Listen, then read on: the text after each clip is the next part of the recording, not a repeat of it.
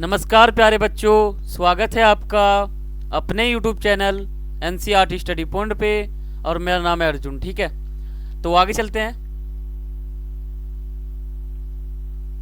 तो जैसा कि आप जानते हो, मैंने न्यू कोर्स स्टार्ट कर दिया है क्लास 12th ज्योग्राफी का।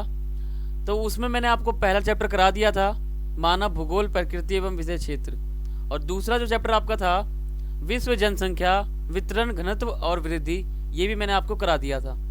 लेकिन ये जो आपका दूसरा चैप्टर था, इसमें एक इम्पोर्टेंट टॉपिक है जननांकीय संक्रमण सिद्धांत। तो मैंने सोचा कि इसके लिए मैं एक अलग वीडियो बनाता हूँ, क्योंकि ये जो टॉपिक है ये मैंने आपको उस चैप्टर में समझा दिया था। ठीक है, लेकिन मुझे लगा कि आपको समझ में नहीं आया होगा, इसलिए मैं इसके ऊपर एक अलग वीडियो बना रहा हूँ ताकि आपको पूरी जानकारी हो सके। ठीक है, और मैं आपको बता दूँ, ये जो टॉपिक है ये मोस्ट इम्पोर्टेंट टॉपिक है और ये बोर्ड एग्जाम में आता है, हर बार आया है। और ये जो टॉपिक है ये पिछले साल भी आ रखा है, यानी जो अभी जो बोर्ड एग्जाम हुआ है सेशन 2022 और 23 में, उसमें भी ये क्वेश्चन आ रखा है। इसलिए मैं आपको कह रहा हूँ ये जो टॉपिक है ये बहुत ही मोस्ट इम्पोर्टेंट टॉपिक है, जो कि चैप्टर सेकंड का है। चैप्टर सेकंड में अगर मैं कहूँ तो सबसे ज़्यादा इम्पोर्टेंट टॉपिक यही है आपका जननांकीय संक्रमण सिद्धांत। तो मैं आपको इस वीडियो में पूरा बता दूंगा कि जननांकीय संक्रमण सिद्धांत क्या होता है तथा इसकी अवस्थाएं कितनी होती है। इस वीडियो में मैं आपको गारंटी देता हूँ, इस वीडियो अगर ये वीडियो आप देख लोगे पूरा, तो आपको ये टॉपिक बिल्कुल पूरा का पूरा समझ में आ जाएगा, आपको कोई भी डाउट नहीं रहेगा। ठीक है, ये हमारा मोस्ट इम्पोर्टेंट टॉपिक है, जैसा कि मैंने आपके सामने लिखा है, और ये बोर्ड एग्जाम के लिए तो बहुत ही मोस्ट इम्पोर्टेंट है। ठीक है, टॉपिक का नाम है जननांकीय संक्रमण सिद्धांत। ये हमारे क्लास 12th का जो ज्योग्राफी का सब्जेक्ट है उसका दूसरा चैप्टर जो है उसका एक महत्वपूर्ण टॉपिक है। ठीक है, तो मैं आज आपको आसान भाषा में बता दूंगा। ठीक है, तो आप वीडियो के आखिर तक बने रहें ताकि आपको पूरी जानकारी हो सके। ठीक है, तो चलते हैं आगे। और आपका कोई सवाल हो, कोई क्वेरी हो और आप मुझसे पर्सनली पूछना चाहते हो, तो आप मुझे फेसबुक और इंस्टाग्राम के माध्यम से पूछ सकते हो। दोनों का जो यूजर नेम है वो आप सभी के सामने लिखा हुआ है। ठीक है, आप इंस्टाग्राम पर जाओगे, मेरा यूजर नेम सर्च करोगे तो कुछ इस प्रकार का इंटरफेस आपके सामने ओपन हो जाएगा। आप मुझे फॉलो कर लेना और आपका कोई सवाल हो मुझसे पर्सनली पूछ सकते हो। ठीक है, तो आगे चलते हैं, शुरू करते हैं अपना टॉपिक। तो पहले आप ये समझो कि जननांकीय संक्रमण सिद्धांत जो है ये इसका अर्थ क्या है, यानी जननांकीय संक्रमण सिद्धांत क्या होता है। ठीक है, इसका अर्थ यानी इसका परिचय मैं आपको सबसे पहले बताऊंगा ताकि आपको ये पता चल जाए कि ये जननांकीय संक्रमण सिद्धांत का अर्थ क्या है। ठीक है, तो पहले आप परिचय देख लो। ये जो आपका जननांकीय संक्रमण सिद्धांत है इसका मतलब होता है, ये देखो जननांकीय संक्रमण सिद्धांत, एक मिनट,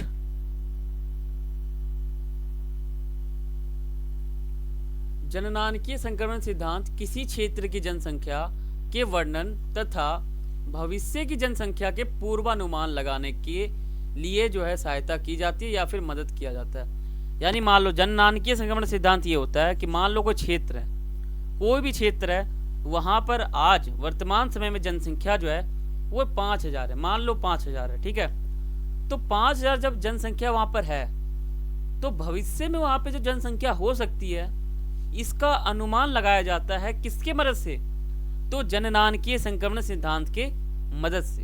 ठीक है, समझ गए। यानी किसी भी क्षेत्र में आज जनसंख्या भले ही 5000 हो या 10,000 हो या 20,000 हो, उससे कोई मतलब नहीं है, लेकिन वर्तमान समय में जितनी जनसंख्या है और भविष्य में जितनी भी जनसंख्या हो सकती है उस क्षेत्र में, उसका अनुमान अभी लगाया जा सकता है। यानी अनुमान जो है वो पहले लगा दिया जाता है, इसको ही जननांकीय संक्रमण सिद्धांत कहते हैं। ठीक है, इस सिद्धांत के अनुसार जैसे जैसे कोई देश या समाज ग्रामीण खेतीहर और अशिक्षित में उन्नति करके नगरीय औद्योगिक और साक्षर बनता है, यानी इस अवस्था में कोई भी व्यक्ति किसी भी क्षेत्र में रहता हो, वो ग्रामीण इलाके में रहता हो, ठीक है, खेती करता हो, अशिक्षित हो, ठीक है, कुछ फर्क नहीं पड़ता, लेकिन वो आने वाले समय में एक उन्नति करके नगरीय औद्योगिक बना के नगरीय एक तरह से शहर का रूप दे के गाँव को एक अपना विकास कर सके और शिक्षित बन सके, उसका ही अनुमान इसमें लगाया जाता है जननांकीय संक्रमण सिद्धांत में। ठीक है, तो उस समाज में उच्च जन्म दर व उच्च मृत्यु दर से निम्न जन्म दर और निम्न मृत्यु दर की स्थिति आने लगती है, क्योंकि मान लो जिस क्षेत्र में लोग शिक्षित होंगे तो वहाँ की जो जनसंख्या है वो कम होगी, मृत्यु दर भी कम होगा और जो जन्म दर है वो भी कम होगा। ठीक है, ये परिवर्तन विभिन्न अवस्थाओं में होते हैं। ठीक है, यानी पहले अवस्था में सब कुछ खराब है, दूसरे में जो है ठीक होते हुए एक झलक दिखती है और तीसरे में सब कुछ ठीक हो जाता है। ठीक है, विभिन्न अवस्थाओं में होते हैं। पहला, इन्हें सामूहिक रूप से जननांकीय चक्र भी कहते हैं। चक्र का मतलब क्या होता है, कोई भी चीज घुमा घुमा के सही हो जाए। ठीक है, तो उसी को कहते हैं चक्र। तो इसकी जो है ना विभिन्न अवस्थाएं होती है। ठीक है, तो अब आप समझ गए होंगे कि जो जननांकीय संक्रमण सिद्धांत है, एक मिनट में आपको दोबारा समझाता हूं।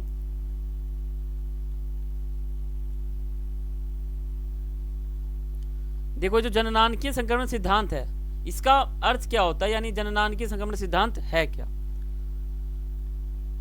जननांकीय संक्रमण सिद्धांत वह होता है जो किसी भी क्षेत्र की जनसंख्या का पूर्वानुमान लगा सके।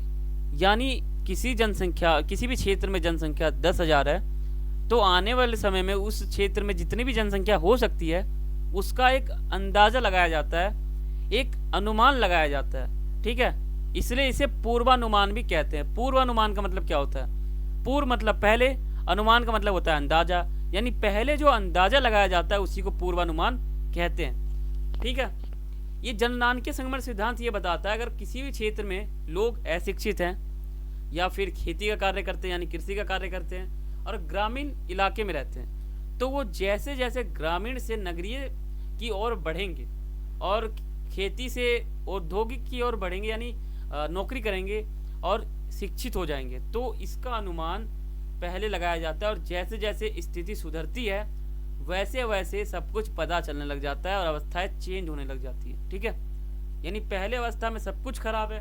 ठीक है, दूसरे में थोड़ा सा दिखता है कि हाँ ठीक हो रहा है, लेकिन तीसरे में सब कुछ सही हो जाता है। ठीक है, लोग खेती से जॉब करने लग जाते हैं, अशिक्षित से जो है शिक्षित हो जाते हैं, ग्रामीण से नगर की ओर जाने लग जाते हैं, शहर में रहने लग जाते हैं, तो इस प्रकार जो है फर्क हो जाता है। ठीक है, तो ये टॉपिक मैं आपको अलग से समझा रहा हूँ ताकि आपको समझ में आ सके, तो आप वीडियो के आखिर तक बने रहें, बीच में वीडियो स्किप मत करना। ठीक है, तो मैंने आपको परिचय दे दिया, तो आशा करता हूँ आपको समझ में आया होगा परिचय। ठीक है, तो मैं आपको विभिन्न अवस्थाएं बताता हूँ कि ये जननांकीय संक्रमण सिद्धांत की कितनी अवस्थाएं होती है। तो जो जननांकीय संक्रमण सिद्धांत है इसकी टोटल 3 अवस्थाएं होती है। कितनी होती हैं? 3 होती है। तो 3 जो अवस्थाएं हैं वो कौन कौन सी है? पहला अवस्था जिसे हम प्रथम अवस्था कहते हैं, दूसरा यानी द्वितीय और तीसरा यानी तृतीय। 3 अवस्थाएं होती है। तो मैंने आपको कहा था कि पहले अवस्था में सब कुछ खराब रहता है, दूसरे में ठीक होने का एक झलक दिखता है और तीसरे में कब सब कुछ सही हो जाता है। ठीक है, तो यानी आप अनुमान लगाओ कि प्रथम अवस्था में क्या हो सकता है। तो प्रथम अवस्था में उच्च मृत्यु दर तथा उच्च जन्म दर होती है। यानी प्रथम अवस्था में सब कुछ जन्म दर जो है वो बहुत ही उच्च होता है, बहुत अधिक होता है, और जो मृत्यु दर है वो भी बहुत ही कम होता है, क्योंकि मान लो गांव में हॉस्पिटल नहीं होंगे, अस्पताल नहीं होगा, तो वहाँ पे लोग अधिक मरेंगे। ठीक है, इसलिए उच्च जन्म दर भी होता है और उच्च मृत्यु दर भी होता है। ये प्रथम अवस्था का आपको बता रहा हूँ। इस अवस्था में जनसंख्या वृद्धि बहुत ही धीमी गति से होती है। यानी आपको जनसंख्या वृद्धि पता होगा, एक निश्चित अवधि के दौरान जनसंख्या में परिवर्तन होना ही जनसंख्या वृद्धि कहलाता है। मैंने आपको चैप्टर में बताया था। तो जनसंख्या वृद्धि जो है वो ऋणात्मक और धनात्मक दोनों रूप से हो सकता है। ऋणात्मक का मतलब होता है घटना और धनात्मक का मतलब होता है बढ़ना। यानी अगर किसी क्षेत्र में जनसंख्या बढ़ेगी या फिर घटेगी, दोनों को ही हम जनसंख्या वृद्धि कहेंगे। ठीक है, तो यहाँ पे जो जनसंख्या वृद्धि है वो बहुत ही धीमी गति से होती है। इस अवस्था में अधिकतर लोग अशिक्षित होते हैं। मैंने आपको कहा था बहुत ही अशिक्षित होते हैं, कोई भी पढ़ा लिखा नहीं होता। इस अवस्था में लोग कृषि का कार्य करते हैं यानी खेती का कार्य करते हैं। ठीक है, इस अवस्था में लोगों का मानसिक विकास बहुत ही कम होता है। इस अवस्था में लोगों की जीवन प्रत्याशा बहुत ही निम्न यानी कम होती है। ठीक है, ये आप समझ गए होंगे, बहुत ही कम होती है। इस अवस्था में प्रौद्योगिकी का स्तर बहुत ही कम होता है यानी निम्न होता है। 200 वर्ष पहले, लगभग 200 वर्ष पहले, यानी पहले विश्व के सभी देश इसी अवस्था में थे। यानी जो विश्व है, पूरा विश्व, उसमें जितने भी देश आते हैं वो लगभग 200 वर्षों पहले उसी अवस्था में थे। यानी सब अशिक्षित थे, कृषि का कार्य करते थे, उच्च जन्म दर था, उच्च मृत्यु दर था, जीवन प्रत्याशा बहुत ही कम थी, प्रौद्योगिकी का स्तर भी बहुत ही कम था। ठीक है, यानी आप समझ गए कि जननांकीय संक्रमण सिद्धांत का मतलब होता है किसी भी क्षेत्र का अनुमान लगाया जाता है इस सिद्धांत के माध्यम से। अब यह अनुमान 3 अवस्थाओं के जरिए लगाया जाता है। प्रथम अवस्था में जो भी स्थिति उस समय है वो आ जाएगी, यानी हालत बहुत खराब है, उच्च मृत्यु दर है, उच्च जन्म दर है और जनसंख्या वृद्धि बहुत ही धीमी गति से हो रही है और लोग अशिक्षित है और लोग कृषि का कार्य करते हैं। इस अवस्था में लोगों का मानसिक विकास भी बहुत कम होता है। यानी प्रथम अवस्था में सब कुछ खराब है। ठीक है, कुछ सही नहीं है, सब कुछ खराब है, ये होता है प्रथम अवस्था। तो आप समझ गए प्रथम अवस्था का मतलब क्या होता है। लेकिन अब जो दूसरा अवस्था आएगा उसमें धीरे धीरे थोड़ा सा सही हो जाता है, एक झलक दिखता है। ठीक है, तो मैं आपको अब दूसरा अवस्था बताता हूँ। इसमें मैं आपको पूरा डीप बता रहा हूँ, पूरा क्लियर एकदम गहराई से बता रहा हूँ ताकि आपको पूरी जानकारी हो सके। ठीक है, और ये जो मैं आपको बता दूँ, ये जो टॉपिक है ये आपका बोर्ड एग्जाम में जरूर आएगा क्योंकि बहुत ही मोस्ट इंपॉर्टेंट है। आप इसको ध्यान रखें और इस वीडियो को आप डाउनलोड कर लें अपने यूट्यूब में ताकि आप जब भी आपको जरूरत पड़े आप देख सकते हो। ठीक है, और जितना हो सके इस वीडियो को आप शेयर करें। तो जो आपका दूसरा अवस्था है उसमें आपको क्या होता है, देखो दूसरा अवस्था में क्या होता है। तो इस अवस्था के प्रारंभ में तो मनुष्य का जन्म दर जो है वो बनी रहती है। यानी मान लो ये जो हमारा दूसरा अवस्था शुरू हो जाता है, ठीक है, प्रारंभ हो जाता है, तब उच्च जन्म दर बनी रहती है। यानी जो जन्म दर का जो टारगेट है, जो जन्म दर है वो बहुत ही अधिक बढ़ा रहता है, कम नहीं होता। लेकिन समय के साथ साथ कम हो जाता है। क्यों? क्योंकि लोग शिक्षित हो जाते हैं, इसलिए जन्म दर जो है वो बहुत ही कम होने लग जाता है धीरे धीरे दूसरे अवस्था में। ठीक है, इस अवस्था में मृत्यु दर घट जाती है। आपको पता होगा अगर किसी भी गांव में या किसी भी शहर में अगर अस्पताल हो या हॉस्पिटल हो तो कोई भी व्यक्ति बहुत ही कम मरेगा, मृत्यु बहुत ही कम होगी, इसलिए मृत्यु दर बहुत ही घट जाता है क्योंकि हॉस्पिटल बन जाते हैं, अस्पताल बन जाते हैं। ठीक है, लोगों का इलाज होने लग जाता है, इसलिए जो है मृत्यु दर बहुत ही घट जाता है यानी कम हो जाता है। ठीक है, जन्म दर एवं मृत्यु दर में अंतर होने के कारण जनसंख्या तेजी से बढ़ जाती है। यानी मैंने आपको कहा था कि जनसंख्या वृद्धि किसे कहते हैं, तो एक निश्चित अवधि के दौरान जनसंख्या में परिवर्तन होना जनसंख्या वृद्धि कहलाता है। ये जो है ये कम भी हो सकता है और ज्यादा भी हो सकता है, दोनों स्थिति को हम जनसंख्या वृद्धि कहेंगे। यानी यहाँ देखो आप, यहाँ जन्म दर जो है वो बहुत ही कम हो रहा है और मृत्यु दर भी बहुत कम हो रहा है, यानी इसी स्थिति को हम जनसंख्या वृद्धि कहेंगे। यानी यहाँ पे क्या लिखा हुआ है, जनसंख्या की तेजी से वृद्धि हो रही है। ठीक है, तेजी से बढ़ रही है फिर वृद्धि हो रही है, यानी आप समझ गए, मृत्यु दर कम हो गया और जन्म दर कम हो गया यानी जनसंख्या वृद्धि हो गई। यही तो जनसंख्या वृद्धि की परिभाषा है। फिर बाद में घटने लगती है, ये दोनों चीज दोनों ये देखो, ये जन्म दर और मृत्यु दर दोनों घट जाती है लास्ट में। इस अवस्था में जनसंख्या वृद्धि दर बहुत ही तेजी से बढ़ती है। जैसा कि मैंने आपको कहा था, जनसंख्या वृद्धि का मतलब यही होता है कि अगर किसी क्षेत्र में जनसंख्या बढ़ जाती है या फिर कम हो जाती है, उसी को कहते हैं जनसंख्या वृद्धि। तो यहाँ पे क्या हो रहा है, यहाँ दोनों घट रहा है, यानी जन्म दर भी घट रहा है, मृत्यु दर भी घट रहा है, इसलिए इसे हम जनसंख्या वृद्धि का एकदम तेज रफ्तार वाला जनसंख्या वृद्धि कहेंगे। स्वास्थ्य संबंधी दशाओं में सुधार होने लगता है या फिर होता है। ठीक है, स्वच्छता में सुधार होता है, फिर मृत्यु दर में भी कमी आ जाती है।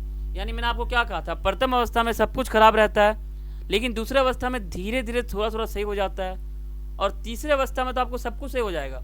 आप उस अवस्था को देखोगे, तीसरे अवस्था को, तो आप ऐसा सोच ही नहीं सकते कि प्रथम अवस्था में ये लोग ऐसे थे।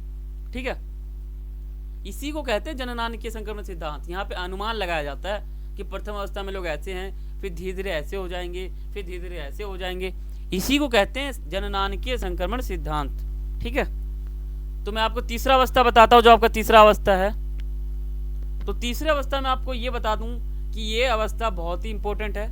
ये अवस्था अगर आप पेपर में नहीं लिखोगे तो आपका नंबर कटेगा। तो देखो, इस अवस्था में जन्म दर और मृत्यु दर दोनों घट जाती है। मैंने आपको कह दिया, दूसरे में घट जाता है वो, तो तीसरे में और घट जाता है। इस अवस्था में स्थिति सही हो जाती है, जैसा कि मैंने आपको कहा था, बिल्कुल सही हो जाती है। प्रथम अवस्था के मुकाबले तीसरे अवस्था में सब कुछ सही हो जाता है। जनसंख्या या तो स्थिर हो जाती है या तो बहुत ही तेजी से वृद्धि होती है। यानी कुल मिला के जनसंख्या वृद्धि बहुत ही तेजी से होती है।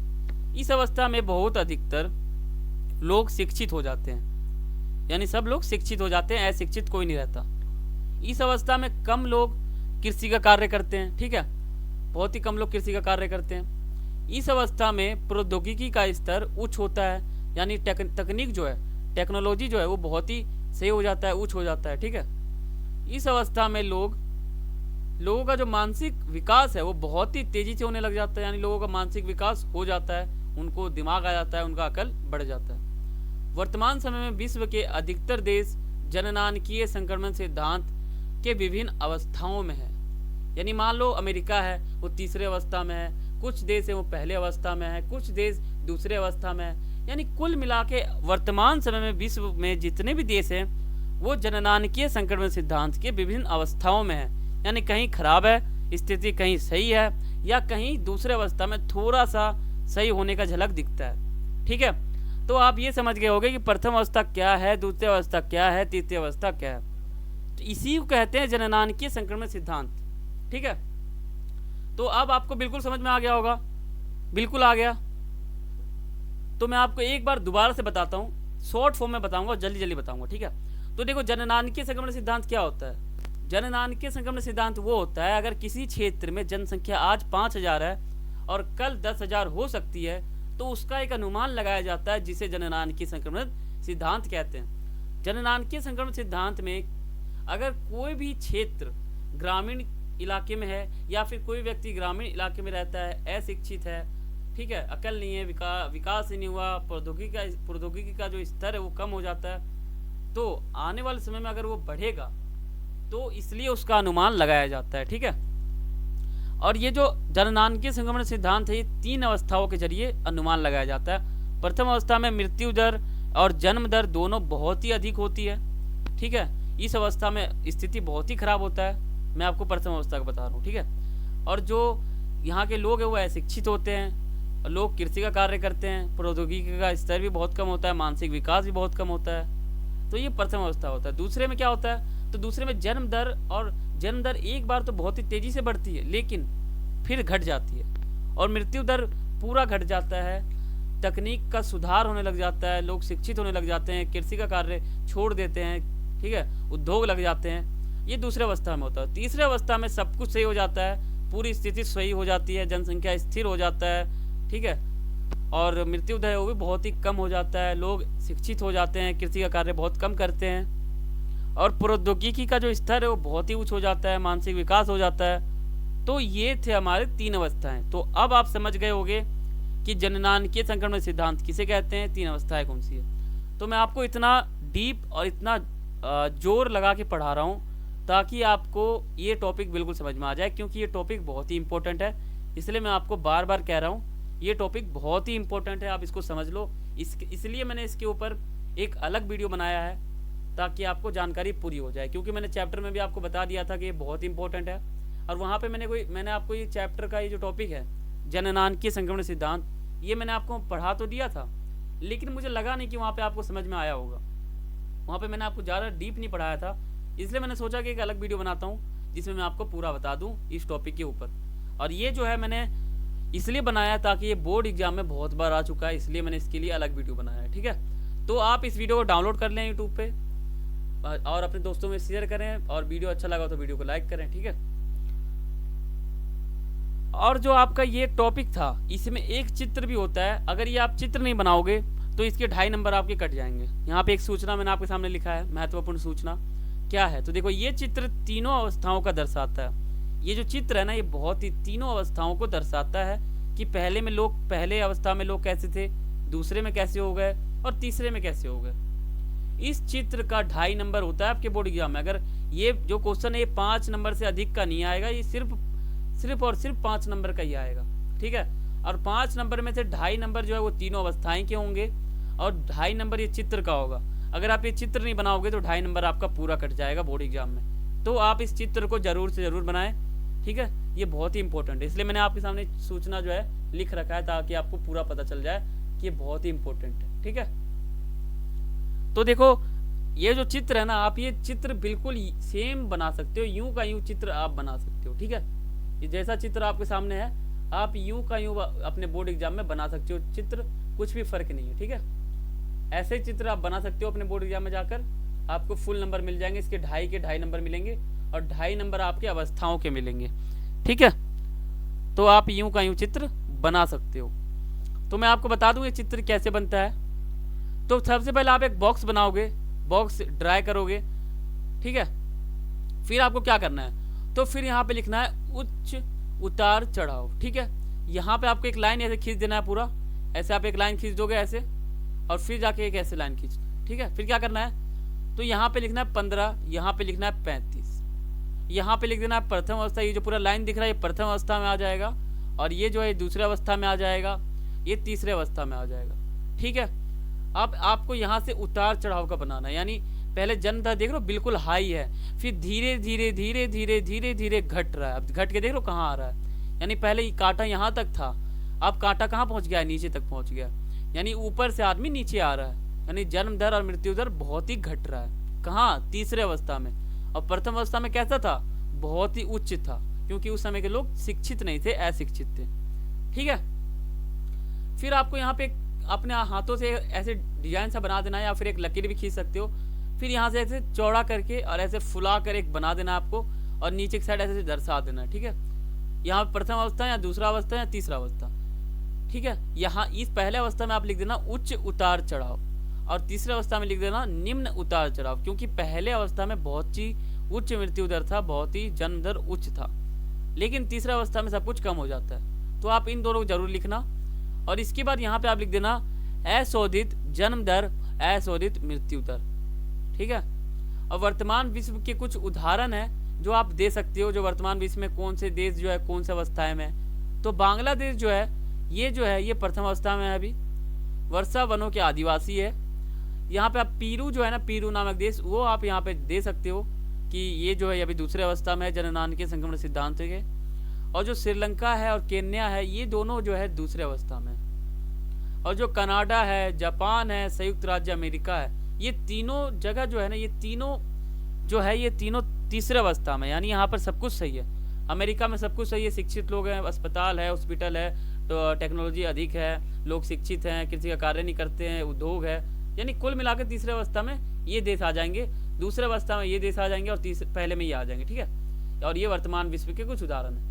तो आप ऐसे बनाओगे तो आप समझ रहे होगे कि मैं क्या बोल रहा हूँ। देखो एक लाइन खींचना है आपको, यहाँ लाइन खींचना है, यहाँ प्रथम अवस्था, दूसरा, तीसरा, और यहाँ पे आपको लिख देना है अशोधित दर, मृत्यु दर और जन्म दर, ठीक है। 15 और 35 लिख देना है। वर्तमान विश्व के कुछ उदाहरण आपको यहाँ दे देने हैं, ठीक है। ये हमारा इस लाइन का पूरा ये हमारा हो गया तीसरा अवस्था, ये बीच का जो आपका दिख रहा है ये हो गया दूसरा अवस्था, और ये हो गया हमारा पहला अवस्था, ठीक है। ऊपर आप नाम लिख दोगे, और यहाँ उच्च उतार चढ़ाव है, और यहाँ निम्न है, बस आप ये लिख दोगे, बॉक्स बना दोगे। और यहाँ पे आप लिख देना जनसंख्या में प्राकृतिक वृद्धि, यानी जो हमारा जनसंख्या है उसमें जो प्राकृतिक वृद्धि हो जाती है, यानी जनसंख्या वृद्धि किसे कहते हैं, इसी को कहते हैं। तो इसमें जनसंख्या में जो जन्म दर है वो बहुत ही घट जाता है, मृत्यु दर घट जाता है, इसलिए इसे कह देते हैं जनसंख्या में प्राकृतिक वृद्धि। मृत्यु दर और जन्म दर दोनों घट जाते हैं यहाँ पर आकर, ठीक है। तो आप समझ गए इसका मतलब क्या होता है। तो इस प्रकार ये चित्र हमारा बन जाएगा। आप ये चित्र यूं का यूं आप रट सकते हो, या फिर समझ सकते हो, या फिर याद रख सकते हो। पेपर में अगर ये क्वेश्चन आ जाए तो आप यूं का यूं चित्र बना देना, आपको पूरा 5 नंबर मिल जाएगा, ठीक है। 2.5 नंबर चित्र के और 2.5 नंबर लिखने वाला, ठीक है। तो मैंने आपको बिल्कुल डीप बताया है, वीडियो थोड़ा लंबा हो गया होगा, लेकिन मैंने आपको पूरा का पूरा बता दिया है, ठीक है। तो आप वीडियो लंबा है ऐसा मत सोचना, वीडियो में जो समझाया गया है, हर पॉइंट को बताया गया है, उसको आप समझो। अगर आप वीडियो देखोगे, शुरू में आप देख लोगे कि वीडियो लंबा है तो मैं नहीं देखूंगा वीडियो, ऐसा नहीं होता। अगर आप वीडियो को देखोगे उसके अंदर क्या समझाया गया है तो आपको सही लगेगा, ठीक है। तो आशा करता हूँ आपको समझ में आ चुका होगा कि जननांगीय संक्रमण सिद्धांत क्या है, ठीक है। अब तो मुझे पूरा उम्मीद है अगर ये 5 नंबर में आया बोर्ड एग्जाम में तो आप पूरे के पूरे 5 नंबर ले लोगे, ठीक है। तो मेरा ऑल द बेस्ट है। और हमारे चैनल का नाम है NCERT स्टडी पॉइंट, और हमारे चैनल का जो लोगो है वो है, ठीक है। अगर आप हमारे चैनल पर नए हैं तो चैनल को सब्सक्राइब करें और बेल आइकन पर क्लिक करें, और वीडियो अच्छा लगा हो तो वीडियो को लाइक करें, और जितना हो सके उतना शेयर करें। और कुछ भी आपको पूछना हो तो आप कमेंट कर सकते हो, ठीक है। तो हमारा यही वीडियो था। अब इसका अगला वीडियो जो आएगा उसमें मैं आपको तीसरा चैप्टर कराऊंगा जो आपका है भूगोल का। तो मिलते हैं अगले वीडियो में, तब तक के लिए सभी को थैंक्स फॉर वॉचिंग। जय हिंद, जय भारत।